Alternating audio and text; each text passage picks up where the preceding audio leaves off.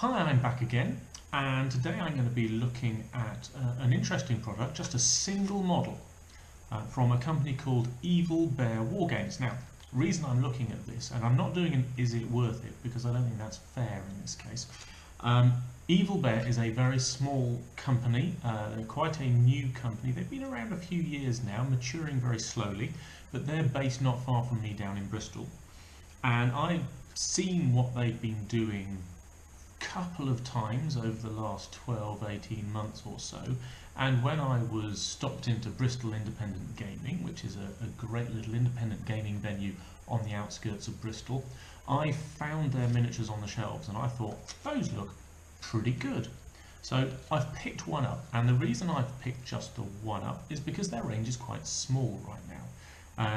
Bear is developing a game called Oscar Sierra Charlie, which is a near future, near apocalyptic sort of wargame setting, very current technology based, and they use miniatures from a lot of other manufacturers in the games that they play, and they're developing their own miniatures just where they add to the setting.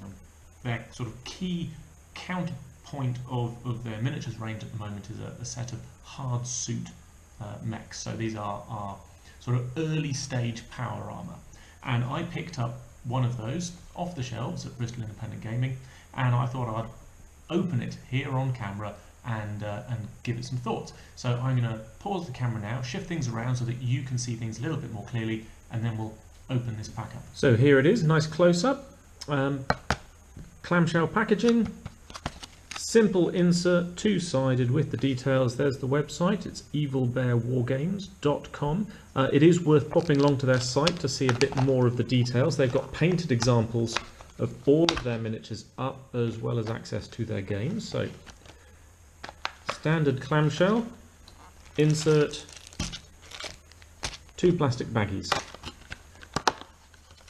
That looks reusable. Put that to one side. Let's have a look what we've got in the baggies. Can't get in. There we go. So, baggie 1. Base is MDF. Looks like 25mm. Might be 30mm, not sure. Have to check that later. We've got, this is, despite appearances, this is the body, the upper body, and you can just about see. Let's get a pointer. You can just about see this is the sort of the visual port on the body, arm, other arm, and then a back. Whether that'll take a piece, I don't know. We'll find out. Put that to one side. We've got a couple of arms here. So there's one arm. You can see it's quite a finely sculpted hand. He's sort of got a tactical gesture there with his fingers, and what look like a pair of smoke launchers here on the top. Basic articulation. It does have that quite sort of primitive, almost diesel punk look to it. We've got sort of venting here along the inside of the hand. Let's put that to that side. That's curious. That's another right arm. So I've obviously got a selection of arms to choose from. So this one, rather than having the hand, has some sort of power claw and what looks like a jackhammer for smashing down doors, I would guess. So we've got alternate arms. That's pretty cool. I didn't know that was going to come with alternate arms.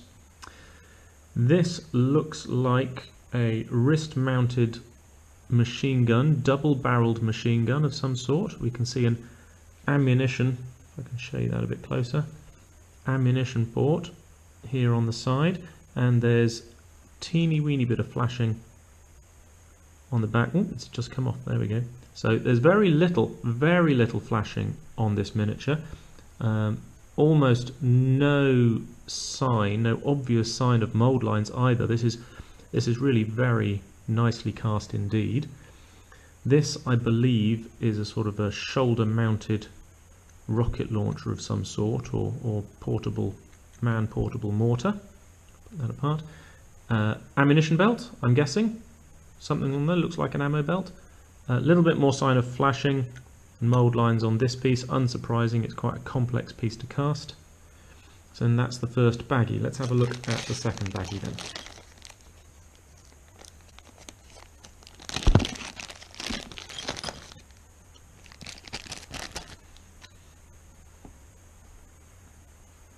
So here in the second baggie we've got the legs up in a sort of dramatic pose. They are four-toed, these legs.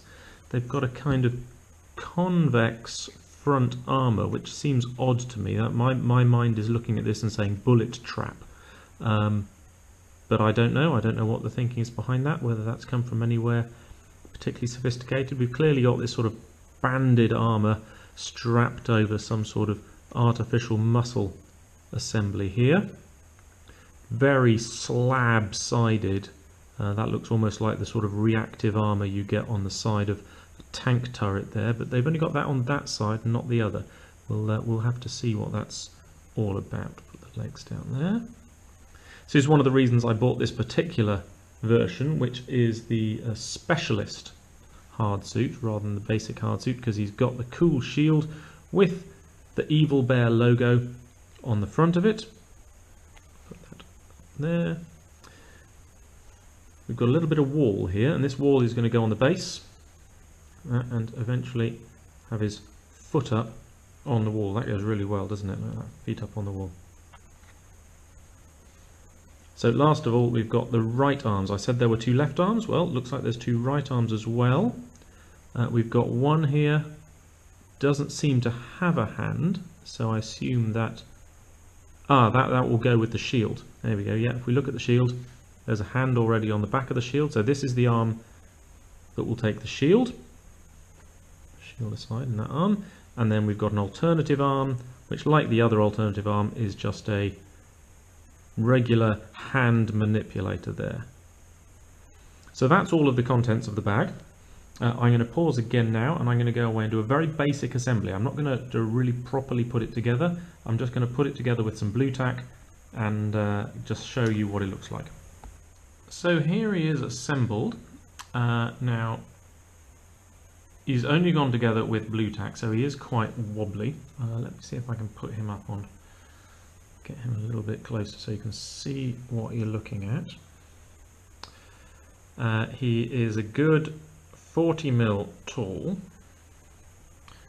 There we are, that's a bit better. I've elected to assemble him with the shield and with one of the manipulator arms. As you can see, the twin machine gun has gone on the back of his hand, and I've just put the ammo feed in there. I've made an assumption about where I think the ammo feed is supposed to go into on the back of the suit. Now, I've had a look on the internet and I can't actually find this particular miniature for sale on their website. I may have been a bit lucky getting this one at BIG. I don't know if it's still for sale, I don't know if it was limited edition, whether I've just lucked out. I think this is a really good looking miniature. Interestingly, I got this miniature for a number of reasons.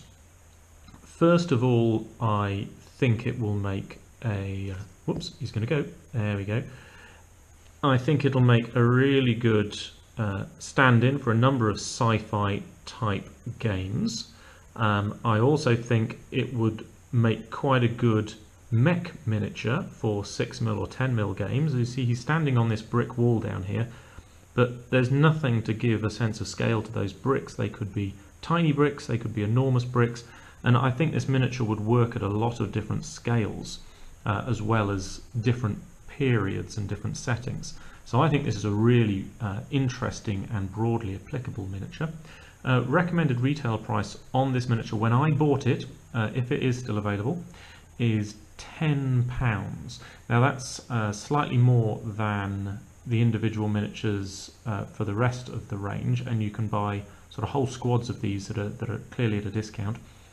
£10 feels a smidgen high, I would say. My guess, if somebody showed me this miniature as to how much, I would be thinking £8, maybe £8.50, but who knows, maybe this is just the price it's got to be. I know Evil Bear is a fairly small company, I think it's just a one-man band at the moment.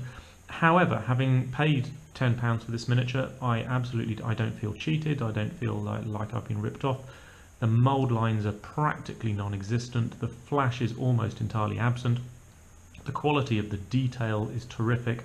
I think the model has great character with that foot up on the wall. I love the shield. I like the fact, which I hadn't realised when I bought it, that it comes with alternative arms, so I might even end up magnetising this just so I can use the different arms. So overall, I'm really pleased with this miniature. I think it's a lovely little piece, and I commend it to you.